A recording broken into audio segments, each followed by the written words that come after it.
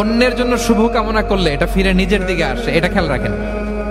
এটা একটা life hacks share করতেছি, আজীবন কাজে লাগবে। অন্যের জন্য যেটাই ভালো কামনা করবেন এটা ঘুরে আপনার দিকে আসবে।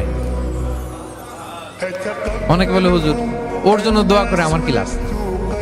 নিজের জন্য আল্লাহ আমারে মাফ করে দাও, আল্লাহ আমারে সমৃদ্ধি দাও, আল্লাহ আমার বেতন বাড়াও, আল্লাহ আমার ব্যবসায় বরকত দাও, আল্লাহ আমার ছেলেরা হাফেজ বানাও, আল্লাহ আমার বউ, আল্লাহ আমার মেয়ে, আল্লাহ আমার আমার আমার সব আমার ভালো আপনি চাচ্ছেন নিজের জন্য, অন্যদের জন্যও চান।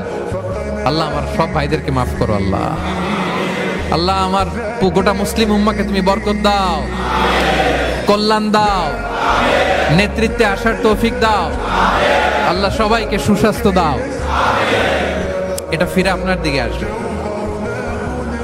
অন্যের জন্য শুভকামনা বহুগুণ বৃদ্ধি হয়ে নিজের দিকে রিটার্ন করে। বিষ্ণু সাল্লাল্লাহু এটাই বলেছেন, মা মিন আবদিন মুসলিমিন ইয়াদউ লিআখিহি বিযাহরিল গায়বি ইল্লা ক্বালা লাহুল মালাকু ওয়া লাকা বিমিসলিন। কেউ যদি তার ভাইয়ের অনুপস্থিতি তার ভাইয়ের জন্য দোয়া করে, ফেরেশতারা ওই দোয়া